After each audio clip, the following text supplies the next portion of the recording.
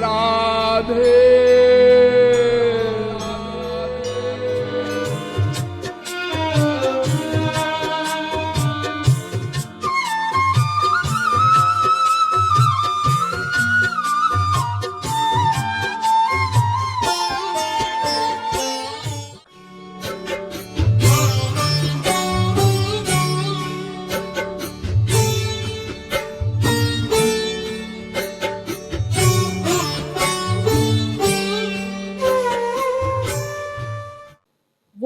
आनंद ही है। कौन?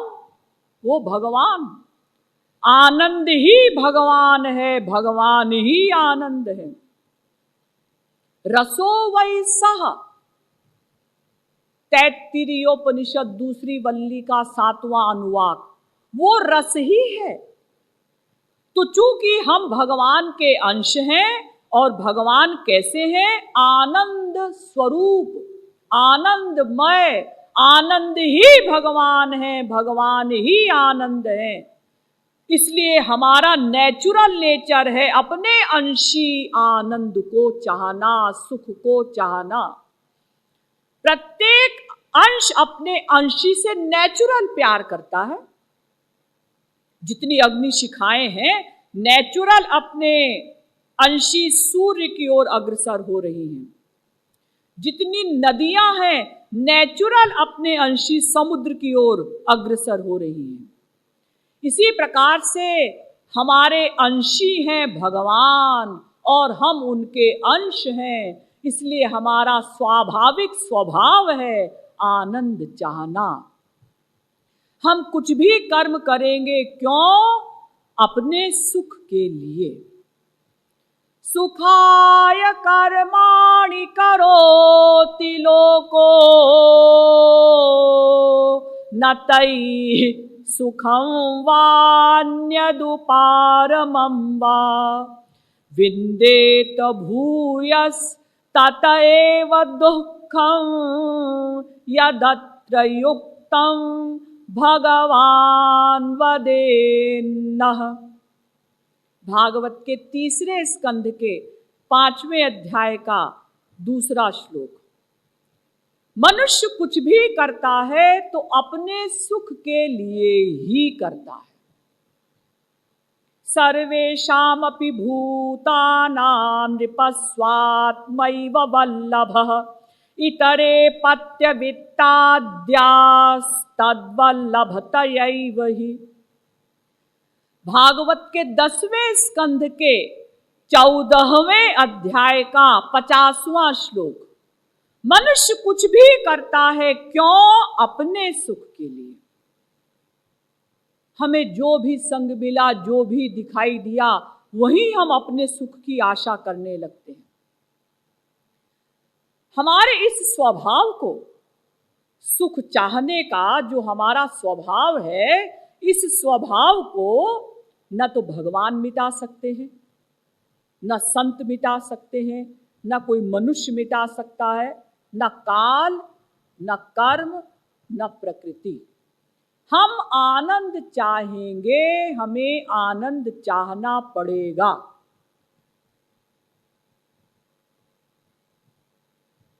लेकिन हमें यह समझ लेना है कि वो आनंद जिसकी खोज में हम अनादिकाल से भटक रहे हैं, वो आनंद संसार में नहीं है।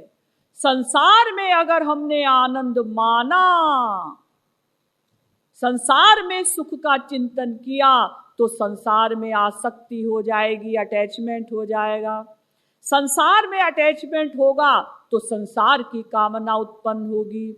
संसार की कामना उत्पन्न होगी तो कामना की पूर्ति पर लोभ और अपूर्ति पर क्रोध पैदा होगा।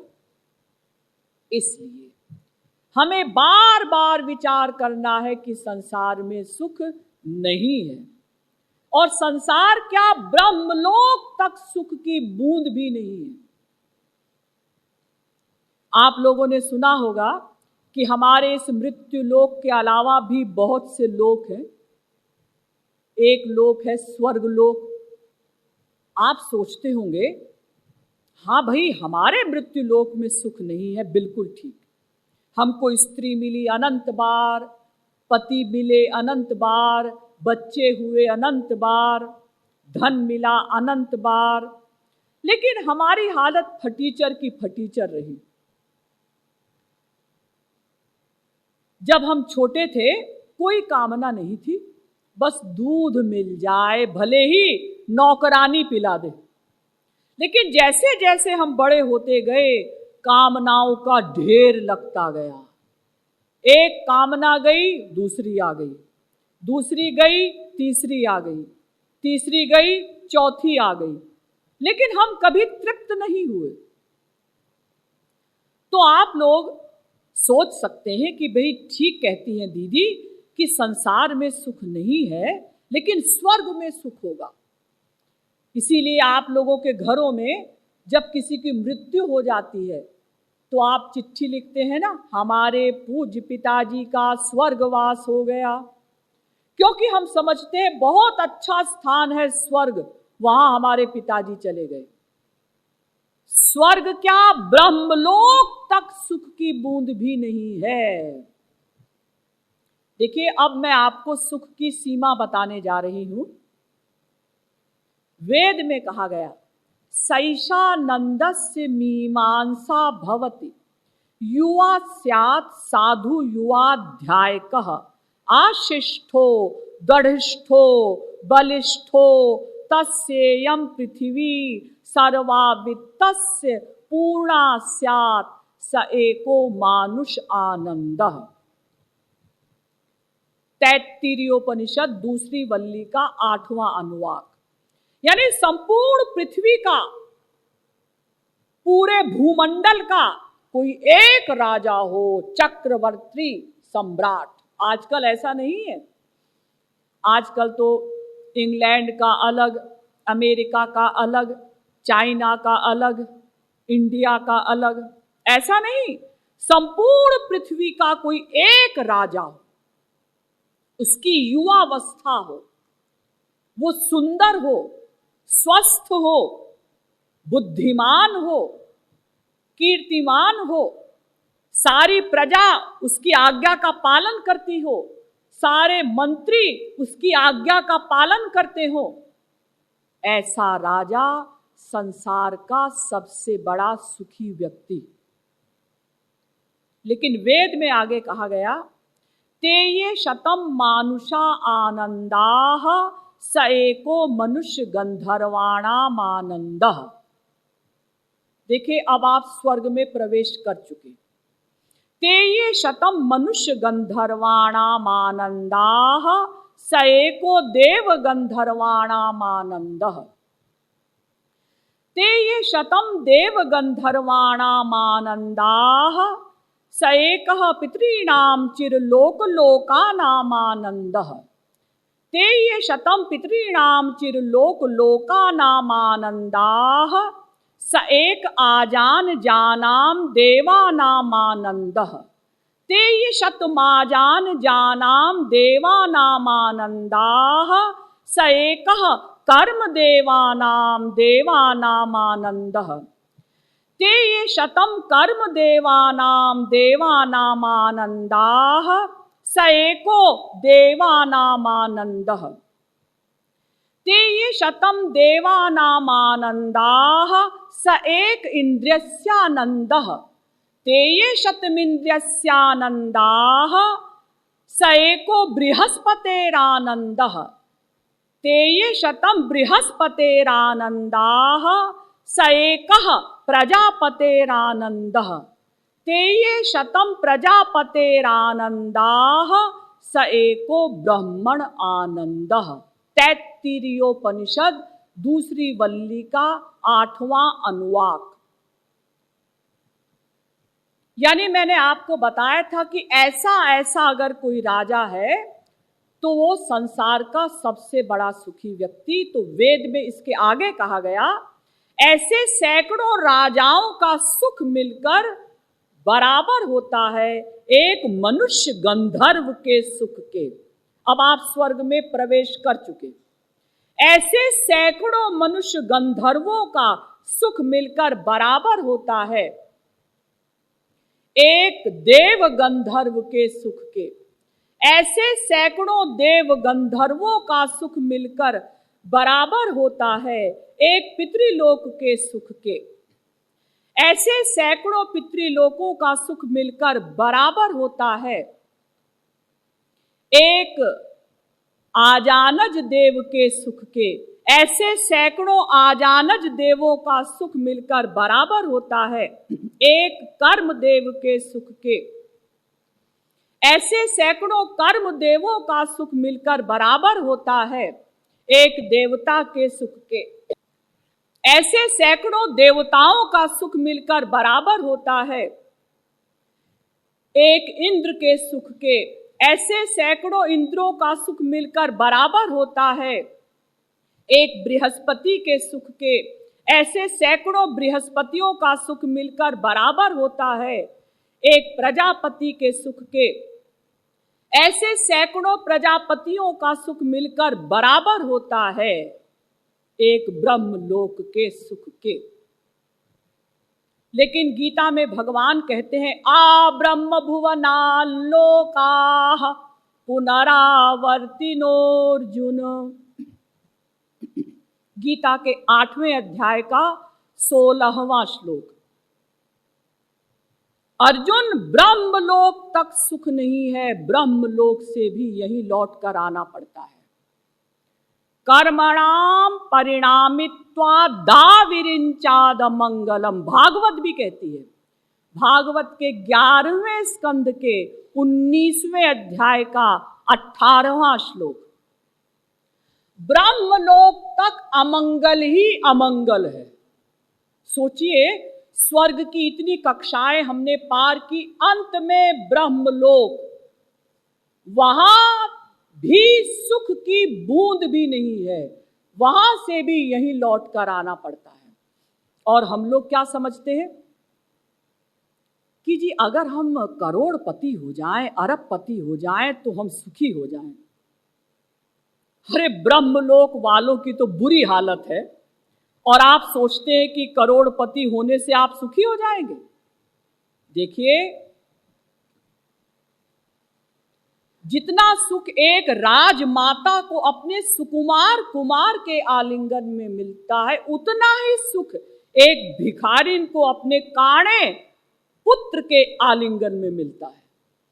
जितना सुख हम लोगों को 56 व्यंजन खाने में मिलता है, उतना ही सुख गाय को हरी घास से मिलता है।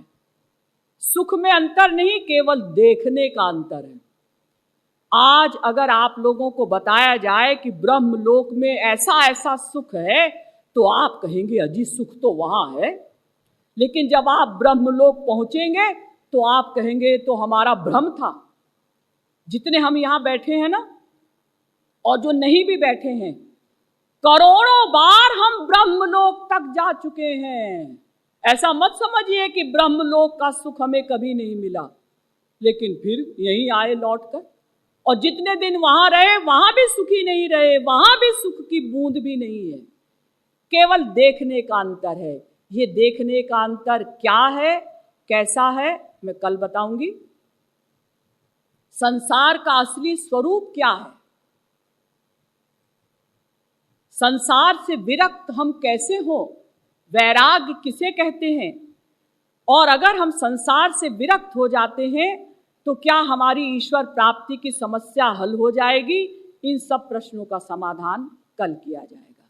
बोलिए श्रीमद् सद्गुरु सरकार की जय। जय श्री राधे, जय जय श्री राधे, जय जय श्री राधे। भजु राधे गोविंद घन श्याम रे, भजु मन श्री राधे। भजु राधे गोविंद घन श्याम रे, भजु मन श्री राधे। दो रूप सुधा निधि लाल लली, दो रूप सुधा निधि लाल लली। दो रूप सुधा निधि लाल लली। लली। दो रूप सुधा निधि लाल लली। बिहरे नित मंजुल कुंज गली। बिहरे नित मंजुल कुंज गली। लखी लाजै कोटि शत काम रे भजु मन श्री राधे। लखी लाजे कोटि शत काम रे भजु मन श्री राधे। भजु राधे राधे भजु राधे गोविंद घनश्याम रे भजु मन श्री राधे। भजु राधे गोविंद घनश्याम रे भजु मन श्री राधे। दो रसिक शिरोमणि प्रेम धनी। दो रसिक शिरोमणि प्रेम धनी। दो रसिक शिरोमणि प्रेम धनी। दो रसिक शिरोमणि प्रेम धनी। जनु रूप सिंगार की जोरी बनी। जनु रूप सिंगार की जोरी बने। रसधार बहायो रसधार बहायो ब्रज धाम रे भजु मन श्री राधे। रसधार बहायो ब्रज धाम रे भजु मन श्री राधे। रसधार बहायो ब्रज धाम रे भजु मन श्री राधे। रसधार बहायो ब्रज धाम रे भजु मन श्री राधे। भजु राधे गोविंद भजु राधे गोविंद। भजु राधे गोविंद भजु राधे गोविंद। भजु राधे गोविंद भजु राधे गोविंद। भजु राधे गोविंद भजु राधे गोविंद। भजु राधे गोविंद घनश्याम रे भजु मन श्री राधे। भजु राधे गोविंद घनश्याम रे भजु मन श्री राधे। सनकादिक भेद न पाय सके। सनकादिक भेद न पाय सके। सनकादिक भेद न पाय सके। सनकादिक भेद न पाय सके। कही नेति जुवेदहु गाय थके। कही नेति जुवेदहु गाय थके। कही नेति जुवेदहु गाय थके। कही नेति जुवेदहु गाय थके। तेहि गोपी नचावे तेहि गोपी नचावे बिनु दाम रे भजु मन श्री राधे। तेरी गोपी नचावे बिनु दाम रे भजु मन श्री राधे। भजु राधे गोविंद घनश्याम रे भजु मन श्री राधे। भजु राधे